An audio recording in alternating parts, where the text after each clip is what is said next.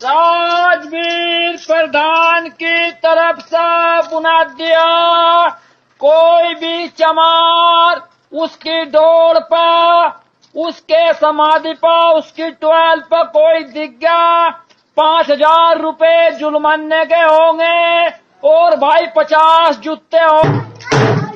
राजवीर प्रधान की तरफ से बुना दिया कोई भी चमार उसकी डोर पर, उसके समाधि पर, उसकी ट्वेल्व पर कोई दिख गया 5,000 रुपए जुर्माने के होंगे और भाई 50 जूते हो।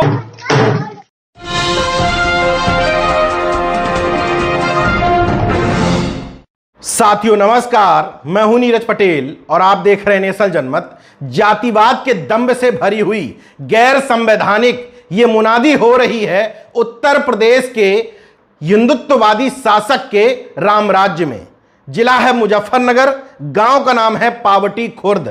त्यागी यानी कि भूमिहार बिरादरी से आने वाले पूर्व प्रधान राजवीर त्यागी वाल्मीकि समाज के एक व्यक्ति से मुनादी पिटवा रहे हैं कि अगर खेत, समाधि या ट्यूबवेल पर चमार जाति का कोई व्यक्ति दिखाई दिया तो 5,000 का जुर्माना और 50 जूते उसको लगाए जाएंगे।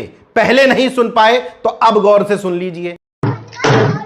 राजवीर प्रधान की तरफ से बुना दिया कोई भी चमार उसकी डोर पर, उसके समाधि पर, उसकी ट्वेल्व पर कोई दिख गया 5,000 रुपए जुर्माने के होंगे और भाई 50 जूते हो।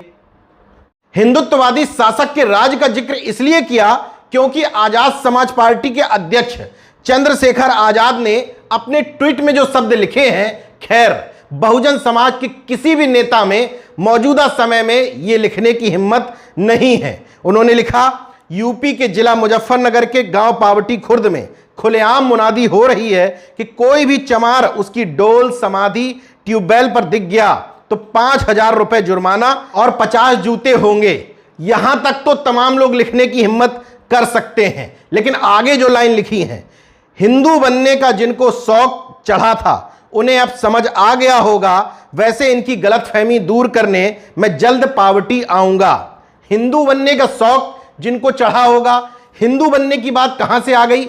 इसलिए आ गई क्योंकि इन तमाम सारे मामले में जो सीधे सीधे संविधान के आर्टिकल 15 का उल्लंघन है। संविधान का आर्टिकल 15 कहता है कि राज्य की जिम्मेदारी है कि राज्य के किसी भी नागरिक के खिलाफ जाति, धर्म, लिंग, जन्म स्थान और वंश के आधार पर भेदभाव न किया जाए।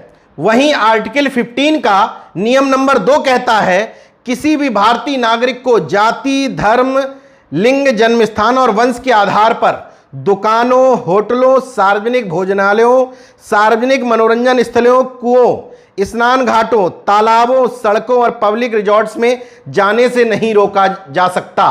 तो फिर किस नियम के तहत मंदिरों में जाने से रोका जाता है तमाम जगह पर दलित जाति के लोगों को? किस नियम के तहत घोड़ी चढ़ने से रोका जाता है? किस नियम के तहत ट्यूबवेल या सार्वजनिक हैंडपंप और कुओं में पानी भरने से रोका जाता है? ये तमाम सारी चीजें ऐसे समय में हो रही है जब ये सरकारें कहती हैं कि सभी हिंदू एक हैं। अगर सभी हिंदू ये एक हैं तो एक भी हिंदूवादी संगठन का नाम बताइए जो इस तरह के मामलों में विरोध करने सामने आता हो। तथा कथित हिंदुत्ववादी संगठनों, राष्ट्रीय स्वयंसेवक जैसे संगठनों से मैं पूछना चाहता हूं कि अब हिंदुत्व खतरे में क्यों नहीं है? जब सवर्ण जाति का कोई व्यक्ति पिछड़ी और दलित जातियों के साथ इस तरह का भेदभाव करता है, तब आपका हिंदुत्व खतरे में क्यों नहीं आता है? इस तरह के मामले में क्यों आपका बयान सामने नहीं आता है? अगर आपकी नजरों में हिंदू हिंदू एक है तो क्यों सवर्ण हिंदू को यह अधिकार दिया जाता है कि वो पिछड़े, दलित और आदिवासियों के साथ जाति के आधार पर भेदभाव कर सकें? इसलिए चंद्रशेखर आजाद का यह कहना, हिंदू बनने का जिनको शौक चढ़ा था उन्हें अब समझ में आ गया होगा। निश्चित तौर पर पिछड़े, दलित और आदिवासियों को हिंदू तब बनाया जाता है जब चुनाव नजदीक आ जाते हैं या जब उनको किसी धर्म विशेष के खिलाफ भड़काना होता है। बाकी समय में उनका आरक्षण छीनने में, निजीकरण करने में, उनकी हिस्सेदारी छीनने में, जाति के आधार पर उनसे भेदभाव करने में, मंदिरों में कौन जाएगा कौन नहीं जाएगा, ये सब तैयार करने में इस बात का ख्याल नहीं रखा जाता कि ये भी हिंदू हैं। इसलिए तमाम सारे लोग हिंदुत्व की इस अवधारणा से बाहर निकल करके या तो बौद्ध बन रहे हैं या नास्तिक बन रहे हैं। उनका कहना है कि जाति व्यवस्था के इस ब्राह्मणवादी सोपान में हमको रहना ही नहीं है। यहां मैं उत्तर प्रदेश के मुख्यमंत्री योगी आदित्यनाथ जी से भी पूछना चाहता हूं, जो एक धर्म विशेष के अपराधी का नाम सुनते ही उसके खिलाफ सक्रिय हो जाते हैं, कड़ी से कड़ी कार्रवाई करने की बात करते हैं, जबकि ये शख्स पूरे गांव में खुलेआम मुनादी पिटवा करके चुनौती दे रहा है कि हिम्मत हो एक जाति विशेष के लोगों में तो वो ट्यूबवेल का पानी इस्तेमाल करके दिखाएं। संविधान के आर्टिकल 15 का उल्लंघन है, संविधान की अवधारणा के विपरीत है। निश्चित तौर पर यह सीधे सीधे राष्ट्रद्रोह की धारा बनती है। मगर क्या वजह है कि अभी तक मुख्यमंत्री समेत किसी भी हिंदूवादी संगठन का इस पर बयान नहीं आया? इनका नहीं आया सो नहीं आया। अखिलेश यादव जो चुनाव के समय में कह रहे थे कि समाजवादी और अंबेडकरवादी एक होकर के अब आगे लड़ाई लड़ेंगे, तो फिर अखिलेश यादव ऐसे मामलों में बयानों से चूक क्यों जाते हैं? खैर, चंद्रशेखर आजाद ने जो शब्द लिख दिए वैसा शब्द लिखने की हिम्मत तो अखिलेश यादव में कतई नहीं। लेकिन मैंने अखिलेश यादव और समाजवादी पार्टी दोनों का ट्वीट चेक कर लिया, अभी तक इस मामले में कोई बयान नहीं आया।